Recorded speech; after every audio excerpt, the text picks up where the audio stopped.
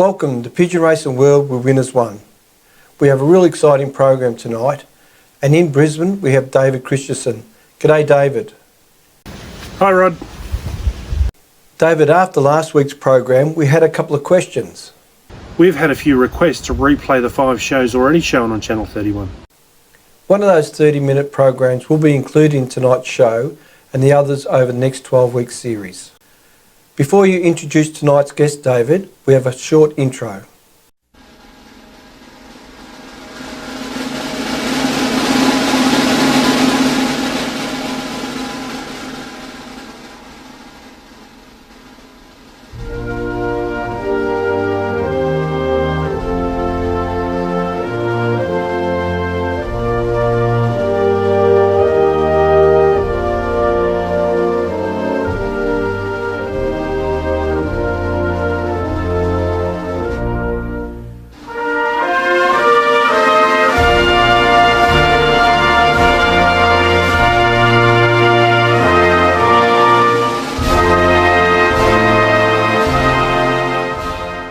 We'd like to welcome to the studio John Chair. G'day John. Evening David, evening Rod. Thanks very much for having me on the show. Before we go into tonight's program, I want to discuss something that we've been planning for next year. We're looking at running a race which is called the Victorian 1250.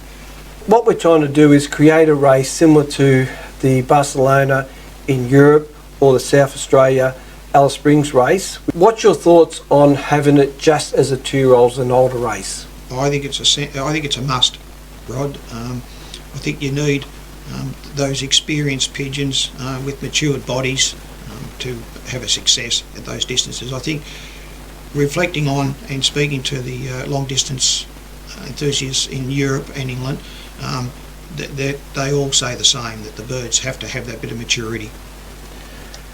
So if we don't get a full season, or we have a short series, or don't even race this season because of the COVID, will it matter that those birds haven't raced if they're still 2-year-olds? No, I think obviously we would have all liked to have birds have flown a certain distance this year. If it's not allowed, most of the flyers through Melbourne were training their birds up to the restrictions came in, and hopefully we'll be allowed to at least train our birds through to once stage 4 is lifted through to Christmas. So if the birds can get some long 240, 300 mile training tosses into them, I think that will be in good stead for next year. We're looking at a race point, and there's been discussions. I've spoke with yourself, with John Yates, Godfrey Stevens and a couple of other top distance flyers in Melbourne, and we chose a point and a time of the year which is late September, and the race point. You want to talk about the race point? The race point's Glendambo, and it's one of the race points that is successfully flown in South Australia, down Adelaide. So we're using a town that's already had pigeons liberated there. The northwest line probably allows us to get there transport-wise without a problem, and also I think the birds coming off the northwest may be able to fly that easier than if we went straight north.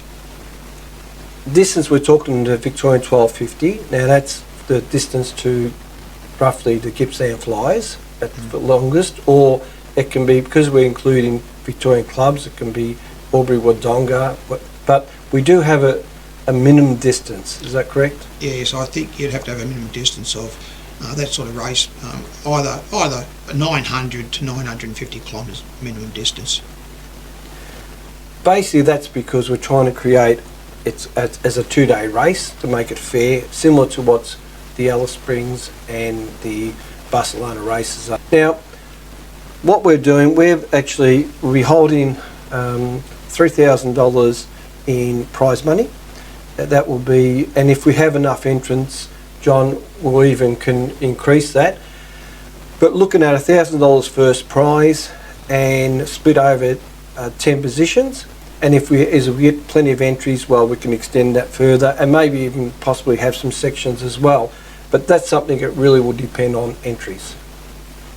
Yeah, I think the main Riley's is to get everybody behind it and hopefully have a successful long distance race. And the idea, well, Pigeon Racing World, Winners1, and you've got your distance combine group. We're all sort of coming together. It's not a federation one only. It's not even really run by anyone particularly. There's a group of people from all different feds that's going to be involved. But when we really, what we're trying to do is probably set this up, make it successful, and then if the national committee wants to take it over, Pigeon Racing Victoria, we're really just setting up for this 1 year. Hopefully they will take it on board. Well, that's correct, Rod. We just got to get it off the ground first, and hopefully it becomes a success. John, your involvement with the Blackpool show, can you give us a little bit of information about that? Yes, in 2008 I'd always wanted to go to the Blackpool show, so in 2008 I organised with my daughter Leanne and Fred DeMella, 3 times points winner over in South Australia, to attend the show. I corresponded with the chairman of the show and asked if we could go in on the Friday, because the show is only open to the public on Saturday and Sunday. So I got permission to go in on the Friday afternoon, because I was very interested in watching the showing and the judging, which occurs on Friday night.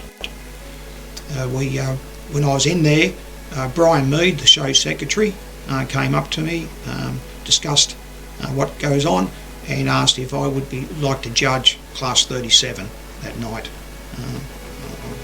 I was very excited and rapt, so I judged.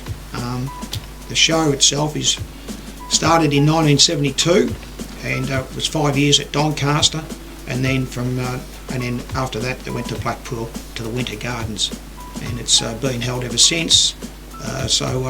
Then in 2015 I spoke to the show committee and was invited to be the international judge, and went over there with Leanne again and Cam, and I judged their class 28 old bird cocks that had flown 250 miles or more, and again had 3 wonderful days there. There's over 200 stands. There's live pigeon auctions going on over 3 days, both in the Winter Gardens and at all the surrounding hotels. It's the mecca of everything you can think of in racing pigeons is there, including racing pigeon lofts. Transport from Germany was there. So it's a full-on event that between 25 and 35,000 people attend every year.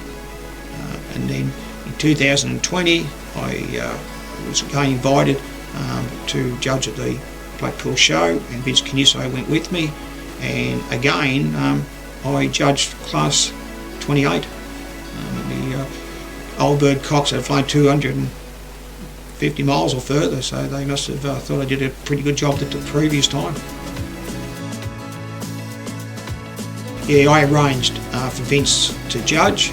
He's a very good handler of pigeons, and I thought he'd be very good for the show as well. So we both judged.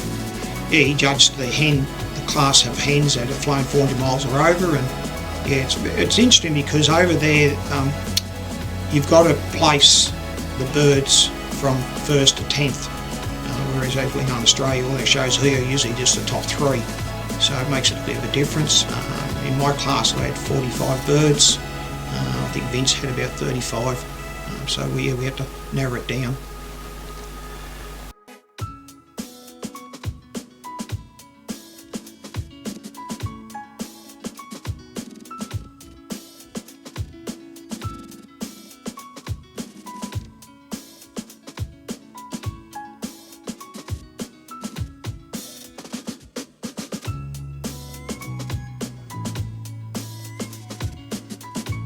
I'd say the majority were obviously from England, and there was obviously flyers from Scotland and Wales, and Ireland, but there was a lot of flyers we met from Germany, France, Belgium, USA, Canada.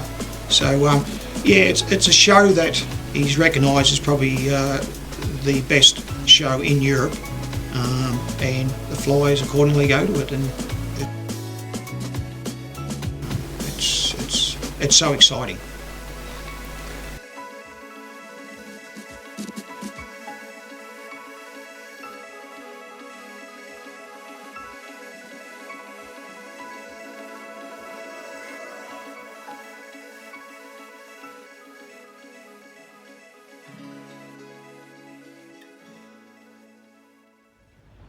John, we have some footage of your loft visits after the Blackpool show. Yes, David, after the show we caught the train down to the next station, which was Preston, to visit and stay with Andy Gregson for a couple of days. The reason being that Fred, Grant Patterson and myself had imported 6 pair of DeWerts from Andy back in 1996. So I was keen to have a look at the DeWert family that he had there. After checking out Andy's birds, he took us around to Dave and Janet Hull's birds. They fly the Coolman Sprint family and fly under the name of Harrison and Hull. We had a look at their birds, and then Andy took us around to the allotment where there were 6 lofts on a council allotment. They paid £20 a year for the allotment, and one of the big lofts was Andy's. And I'd read about these allotments and the pigeon lofts in Squirrels and British Homing World magazines and yearly books, but it was great to actually go there and actually see it for ourselves. John, the advantage to allotment is that if you haven't got the room in your backyard, or what now, the council, they put up the land, who builds the lofts, what goes on with that? Yeah, the council supplies the land, and then the flyers themselves erect their own lofts.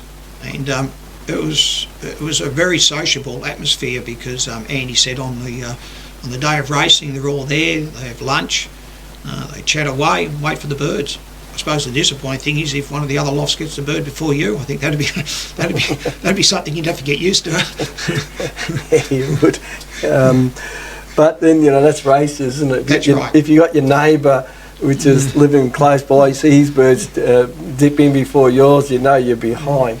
I did ask Andy if they ever have any problems with people jumping the fence or breaking into their lofts, but he said no. They obviously it's an accepted part of the UK. I organised us to attend Wales. I wanted to go to Abertilly, which is the home of the extreme long distance flyers, and went and saw Dave and Vince Padfield, who flew as the Padfield family. They'd won Poe, 765 miles. They were considered the best distance flyers in Wales at the time. Dave was able to also took us around to the Priest family, which was Colin and Henry Priest, another long distance family of pigeons. Dave also took us around to visit Gareth and Stuart Trahan. They were more specialists in the middle distance, flying a lot of biker camps pigeons. They had direct children from Chi, and they'd won a couple of the nationals from 350 to 400 miles. It was extremely cold, snowing. Gee, the outlook to these lofts, they were pretty old looking when you looked at them from the outside, but they were immaculate inside. They're widowwood lofts and nice and warm. They overlooked the whole valley, and all these flyers were all ex-miners, so they very much a close-knit family. From there we travelled back to the UK and went and visited one of the best long-distance flyers the UK has had, and that is Jeff and Catherine Cooper. And we spent a day with them and looked at their family of pigeons. Obviously the background of their pigeons was DeWert, and then after leaving them we travelled down to, without a doubt, the best long distance flyer in the UK, and that is Mark Gilbert. Mark is a professional, tremendous setup, has the funds to buy the best of the long distance family of pigeons, and he told us, even though he's retired, he still gets up at 5 AM every morning to be out of his loft. From when we first visited him in 2015 to our last visit in 2020 with Vince, his birds have changed to a degree. He's now concentrating more on the Elulema pigeons, very small to medium. In fact, they reminded me of the John Pryor pigeons when I first went to John's place in the 80s. Very small hens, but one of Mark's ambitions is to win Barcelona or place right up there, and it's not through lack of trying. Mark has had some fantastic results in the internationals. He's won 2. In 2019 he was 3rd, 5th and 7th in Pau, nearly 600 miles in the international, with nearly 30,000 birds against him, being flown into France, Belgium, Netherlands, Germany, Luxembourg. So he's just an outstanding distance flyer, and he's best friends and learned a lot from Jeff Cooper, and of course Jeff himself has won 4 internationals.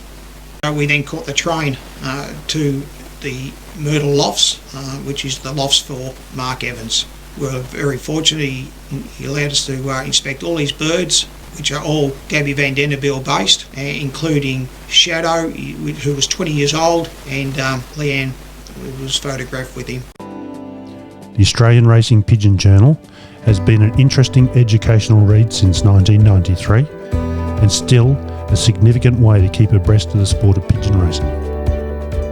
In each exciting monthly magazine, editor Jeff Howe brings together Australian and international articles. Join pigeon fanciers throughout the world who subscribe and enjoy the Australian Racing Pigeon Journal.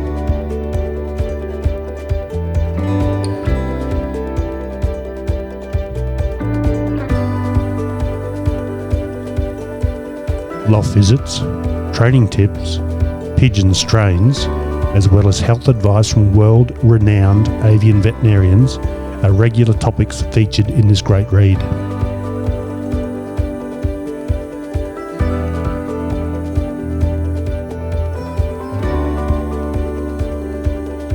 There is nothing better than keeping a quality magazine on the shelf to read any time.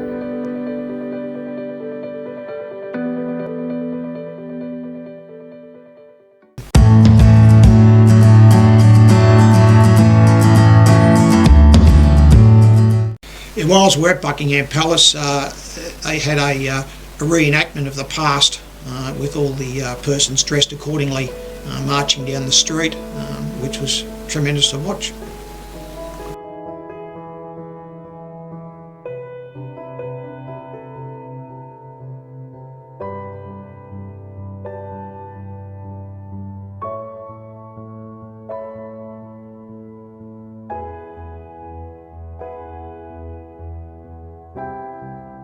Whilst we were at Trafalgar Square, it was quite an interesting ride. To keep the square pigeon free, they had a handler there with a Harris hawk, and he releases the hawk so many times a day, and that keeps the pigeons away from the square.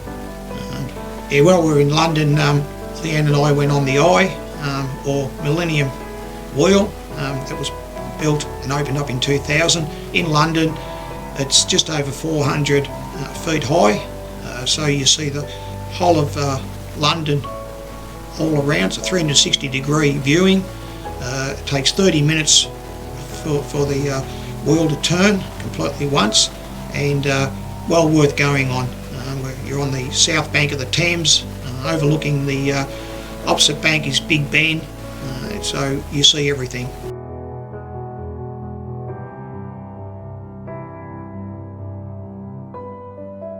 When we arrived at Abu Dhabi on our way over to Manchester, I arranged for Leanne, Cam and I to get into the gold room. Whilst we were walking there, as we walked around the corner, all of a sudden here comes a Middle Eastern gentleman with a falcon on his arm.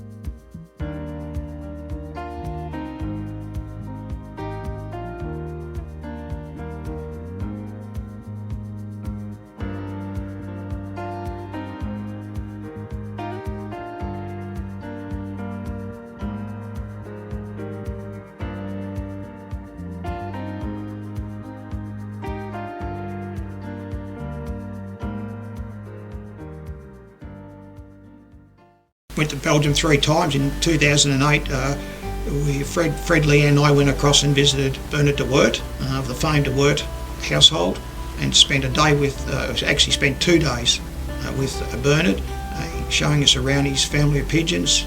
Interesting, he's got his house has got a loft on the 2nd floor all the way along, and it's on the same property as his parents' house, which is on the other, which is facing the other street. And then they had all the old original widowhood and small lofts. An interesting thing was with he had an outside aviary. He had about 300 plus hens in that aviary, and what they do is they lock those birds out during the day, no feed, no water, and then they call them in late at night. They open the door up and they run in, and that's when they get fed and watered, and then next morning they put out again.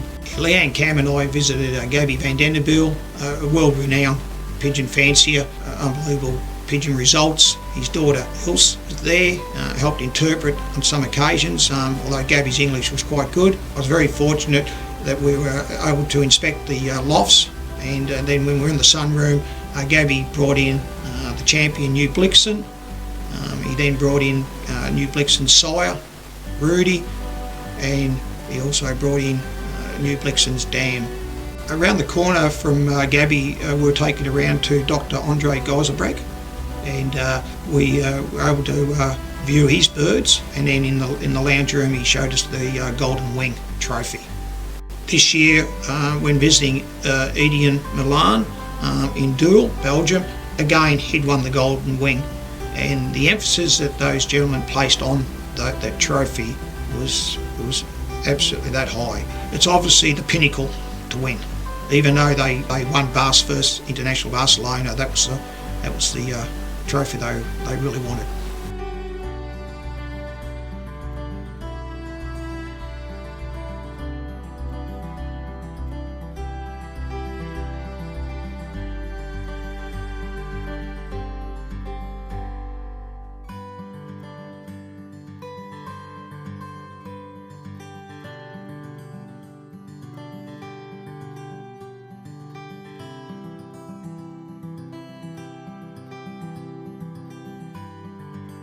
Yeah, and then of course we came back to Antwerp, and then made our way down to Oudegem to see Yellow Rosier, who obviously has come over here twice to Australia and visited my loft once on those visits. And again, probably the best sprint to middle distance flyer at the moment in Belgium. His birds were superb, mostly Huben based, with his own Queen L bloodline, which came down with his dad, and he had a tremendous stock set up where he had all his individuals in a huge building with air conditioning, and the birds were in magnificent order. Of course, Vince and I, we then worked our way up to Netherlands, and then caught the bus down to Claswell to visit the home of Hugo Battenberg, and that itself was what I was looking forward to, because I was able to handle the 2013 Barcelona International winner, New Laureate, and we went across to Bremen to the lofts of Hans and Evert Jan Iker Camp. And for those who've been there and visited, I don't need to tell you how fantastic a setup and how professional the establishment is. Henk picked us up at the station. We sat down, we had a chat for about 2 hours, and then we were shown around through all the individuals. No bird was off limits. I was able to look at all the champions of every pigeon that they got in their loft, and they are superb.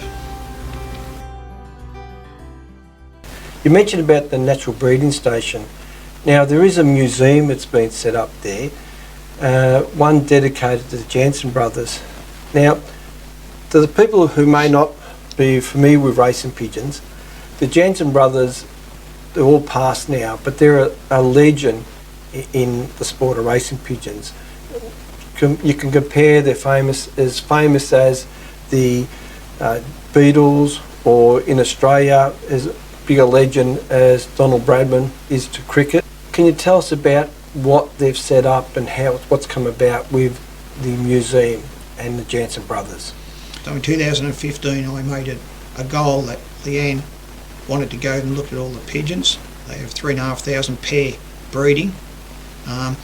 So I arranged to go there. Joseph the shoemaker, the second generation, picked us up from the hotel opposite the Antwerp railway station and took us out there. And in the museum, they've got a setup of the Janssen brothers' front room. And when I say setup, Joseph explained to us that they had architects go in, measure every part of the room. So the room they built is a dead replica, same colour paint. All the items inside that room, from the photos hanging on the walls to all the little trophies, photos, they're all identically placed in that room because they photographed everything and marked where everything had to go. So it's a 100% replica, as if you're walking in to the Janssen brothers' family home. Now, the items in the home, were they donated? Everything was donated. Lewis was the last Janssen brother to pass away, and he willed that all the items in that room would be given to the actual breeding station to set up as a memorial to the family, and also donated their main little loft, which was taken apart and re-erected just outside the museum at the natural breeding station.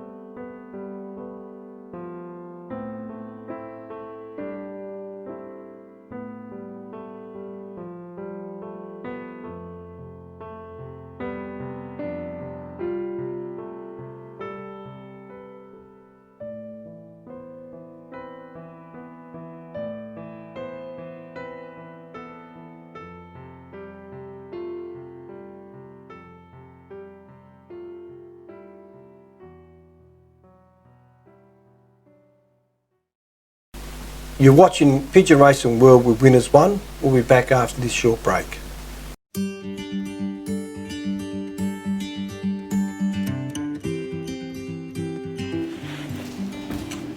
Yeah, g'day guys, Richard Clement from the NCF Federation in Newcastle, flying partnership with my father Malcolm up here, and just wanted to comment today on a product that we've been using over the last couple of seasons called Protein Plus, which we sourced from Winners1 in Victoria. Protein Plus is a product that we started using in our stock loft as a trial product a couple of years ago. We were interested in how we could ensure that when our youngsters had those last few days in the nest before they went into the race loft, and as they went into the race loft didn't lose any body and condition, and we found that the product was particularly helpful with that, and we were very happy with our first trial.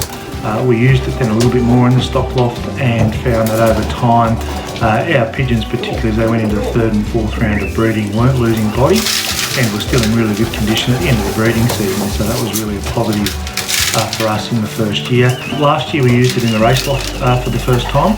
We found it to be a really good product to help put condition back onto the birds and to help the birds build back up a little bit quicker than what they probably previously would have, without having to change their feed base too much, particularly early in the week.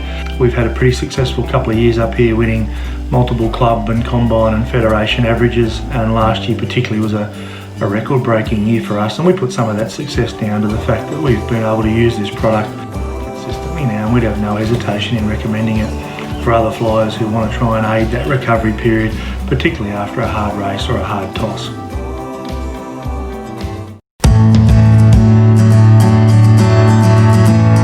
Welcome back to Pigeon Racing World with Winners1. I'm with John Share. Now John, the last part of our program is the Victorian Racing Pigeon Union, our federation, its classic race. This is the Victorian Racing Pigeon Union classic race.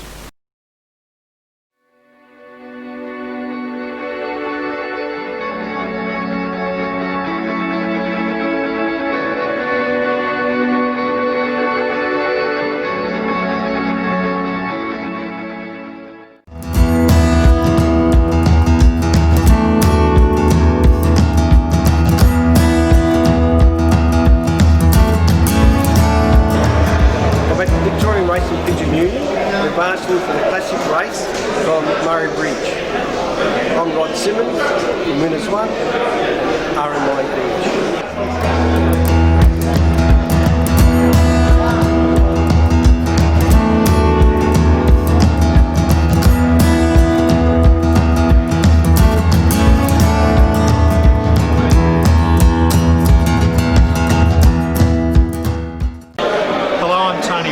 President of the Victorian Racing Pigeon Union. We're here tonight, 13th of September, basking our birds for the classic event, which will be from Tailem Bend near Murray Bridge this coming Sunday. The race, the Union Classic, has been running since 2001, so this is our 19th year, and we're paying $10,000 first prize. The race has continued to grow. We expect to raise the prize money next year. First prize will be $12,000. Not sure of the entries yet. It'll be around about 300 birds. So they'll be let go on the Sunday. We're having a normal federation race on the Saturday prior. So hopefully we'll get great returns. We've had a lot of sales tonight of rings. They're going like hotcakes. If you'd like to compete in the event, you have to be a flyer from Greater Melbourne, BHA, Western Fed, Union or Geelong. All you need to do is come to one of our sales. They're all advertised on the website, VRPU.com.au, and we'll be able to either buy youngsters and or rings. If not, you can contact myself. That's also registered on the website. So come along and join in the fun. With the race attracting participation from across Melbourne, this offers an opportunity for flyers to catch up with friends from different federations. The conversation usually starts with, "Hi, how have you been? How's the birds?" Then it ends with, "Good luck in the race."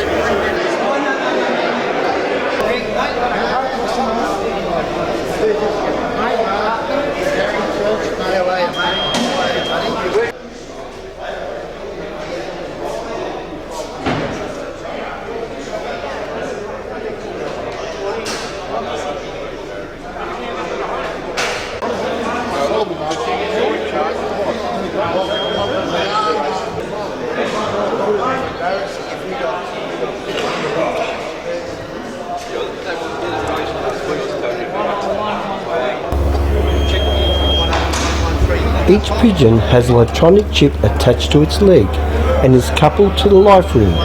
When the leg is scanned, it's registered in the flyer's clock as entered into the race. 10154, Blue Bar Point. 10154 Blue Bar Point clock. The clock. 100.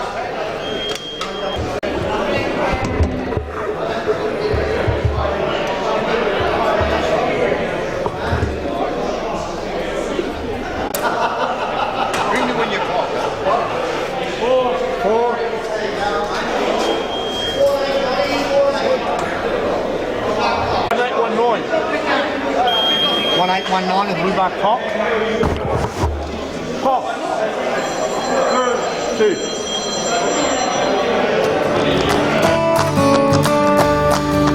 In no time, with members and guest flyers helping, the pigeons were scanned and in the transporting trailer.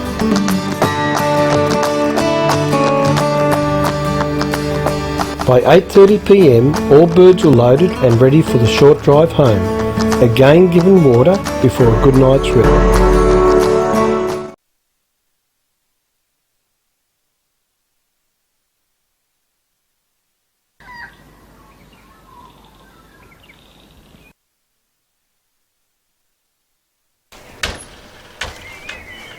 It's 5:30 Saturday morning and I'm about to pick up my mate Pip Nakos, who's joint convoying in the race.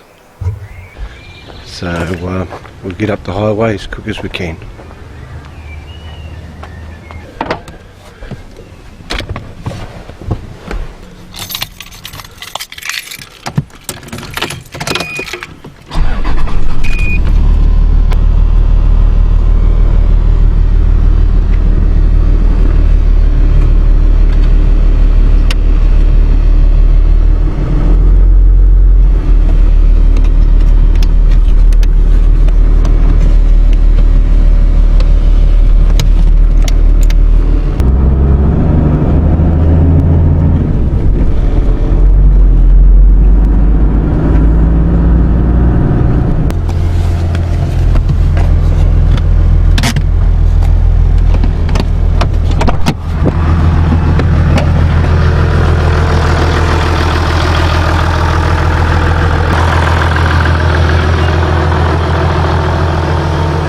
Morning, mate.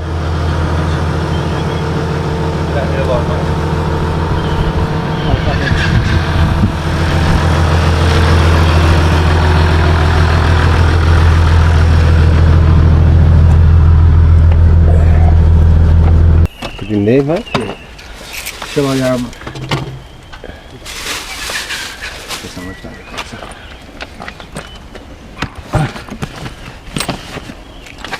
Let's get going. Shall I show you the time? What time did I say?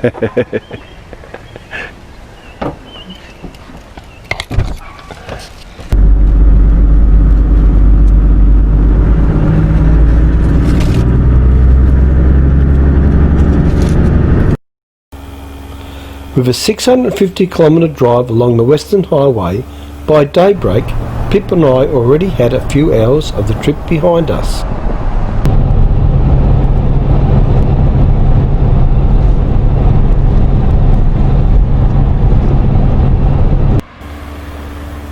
Stopping halfway at the lovely country town of Nil, the pigeons were rested for an hour and given water. Nil is a town in Wimmera with a population of just over 2,000, mostly flat pasture land with only the rugged grampians and arapils rising above the landscape.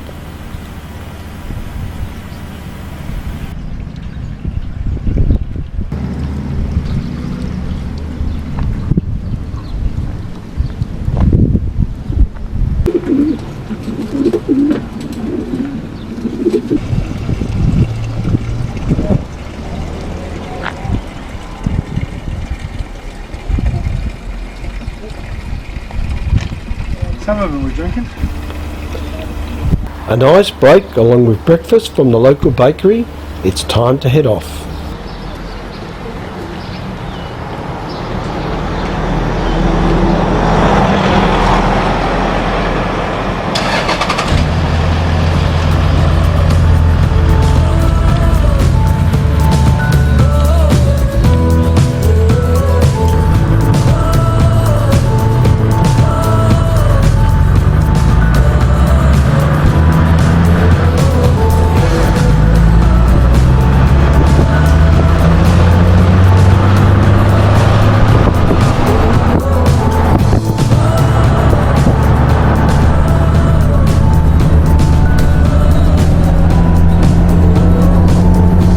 Safflower crops line the road for over 100 kilometres.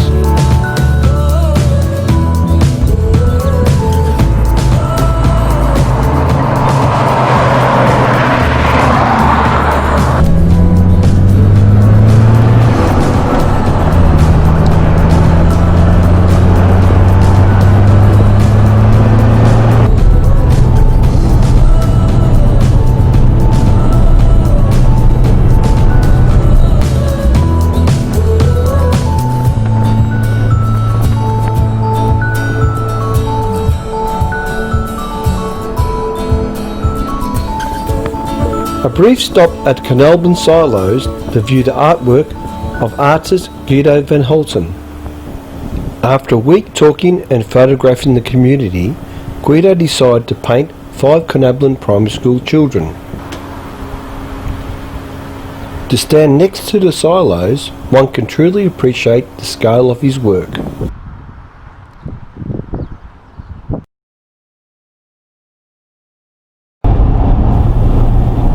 Outside of Tailem Bend, it was a nice surprise to come across on the way back from a race the South Australian Homing Pigeon Association German-built Giraldi transporter.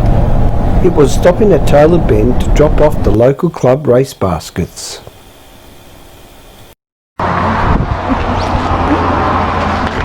This is all the holes where the fan force there comes in over the top of the hampers. That's where it's out of those holes. And then they've got one slot sealer.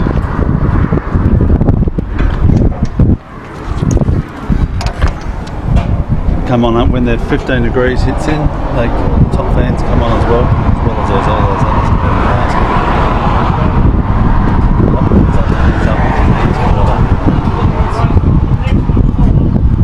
That's our water there. We manually water, we've got the pump and water things up there, and then we just tip them over and they run down through these, down at both ends and out the bottom of the truck. But of course we feed in these as well, so we then take the feed out, tip the feed out and then put them back in and water afterwards. Probably more ideal if you had a system where you had both. Still pretty good though. And we use cardboard. You see the cardboard? That's what they look like after a day, and then the people just take the cardboard out and throw it away. Very good. And you got a combination here, haven't it? Yeah, Look at that. so that's 2 days on that cardboard. Yep. Really not bad.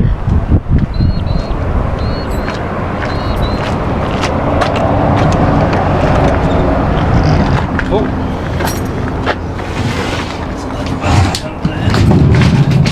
Sink and cupboard for food, stove. Helen? Put the stove on for heating as well. So Helen? that's what we feed too, by the way. That's our mix that we feed. Yeah, that's not bad. Time to head to Warren and Helen March's property to feed and settle the pigeons for Sunday's race.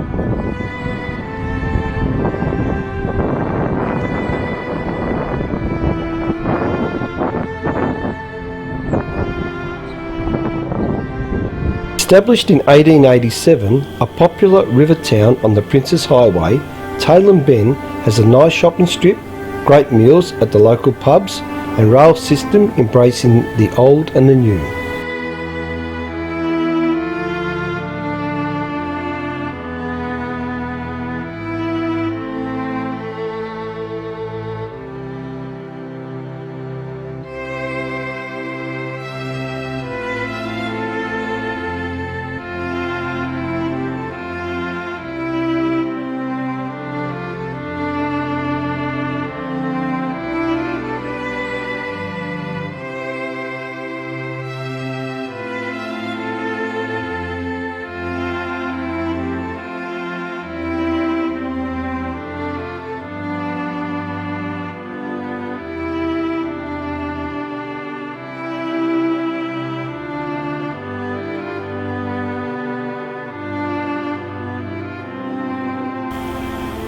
To reach our final destination, we will need to take the ferry.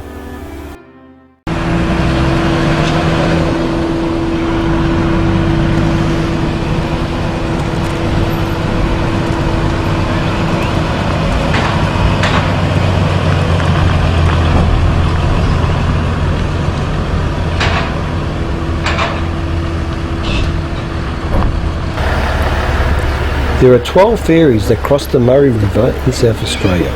They are all named after water birds.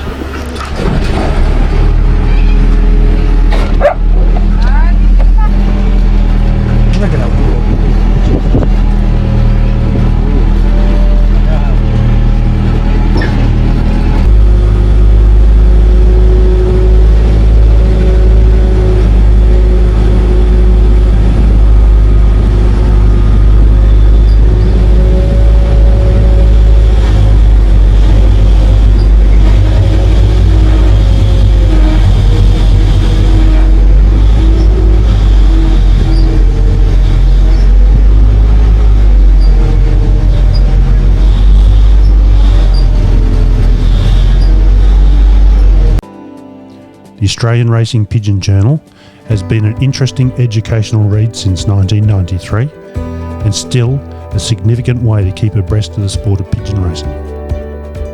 In each exciting monthly magazine, editor Jeff Howe brings together Australian and international articles. Join pigeon fanciers throughout the world who subscribe and enjoy the Australian Racing Pigeon Journal.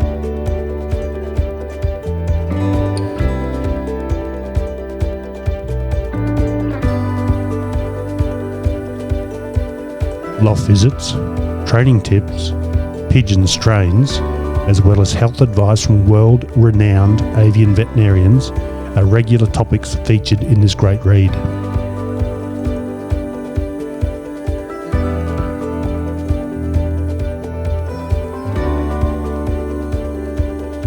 There is nothing better than keeping a quality magazine on the shelf to read anytime.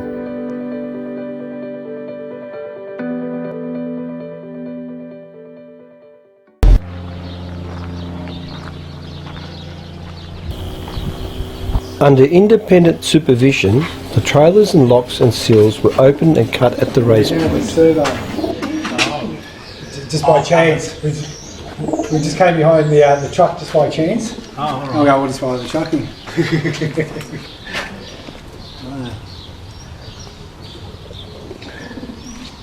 I reckon it's too dark. Thanks, Becky.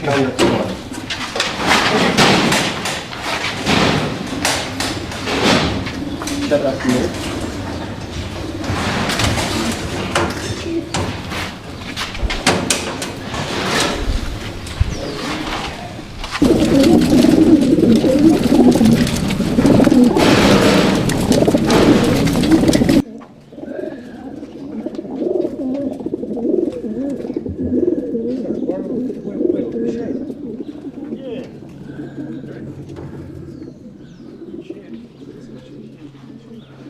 PMB, I didn't see like the bird go down like this.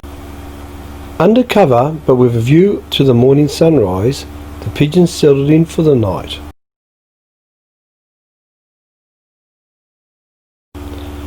Up nice and early, the birds were taken to a back paddock for an 8 AM release.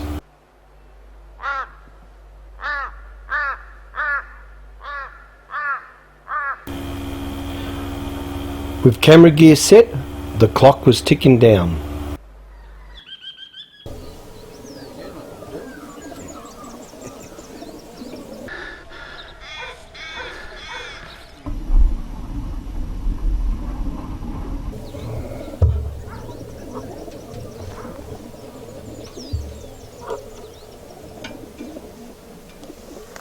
You got 30 seconds.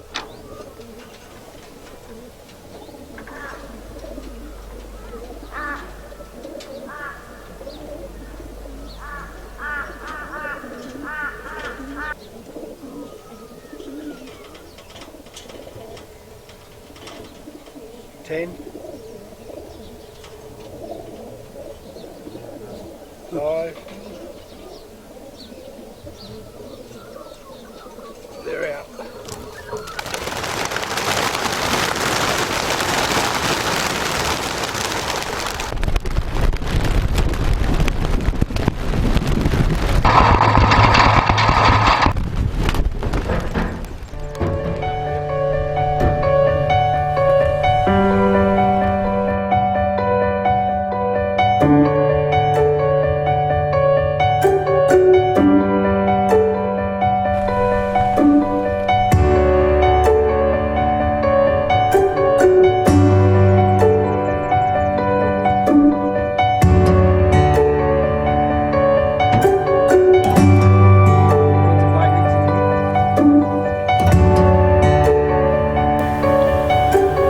Special thanks to Warren and Helen March from Sisu Lost for their great hospitality.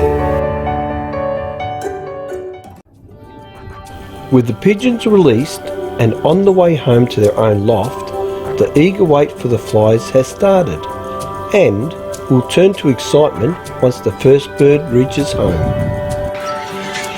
Here we are waiting for pigeons to come home. A bit windy today, trees are really moving. Plenty of trees around here to be moving, look at them. So which way do you think they will come? Oh, west-southwest I'd say, just out of that corner. Should be here soon. So what time are they expected, Tone? They shouldn't be long now, pretty soon. Here's one now. Come on, come on, come on, come on.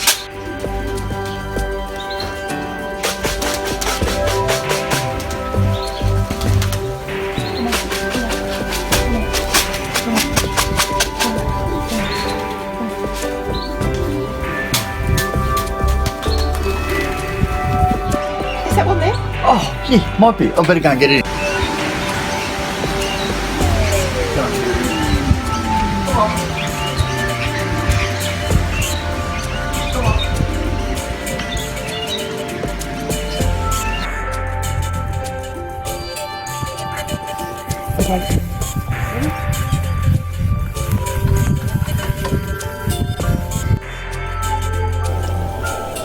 Robert Sager's winning pigeon travelled the 566 kilometres to its loft in 4 hours and 54 minutes, with an average speed of 1,933 metres per minute. That's an average of 116 kilometres per hour. The race turned out a success with terrific pigeon returns.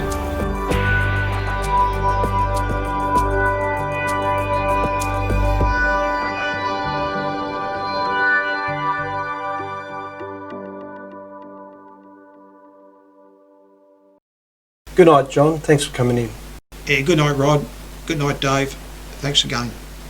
Good night, boys. Thank you for viewing. I'm Rod Simmons from Pigeon Racing World with Winners1.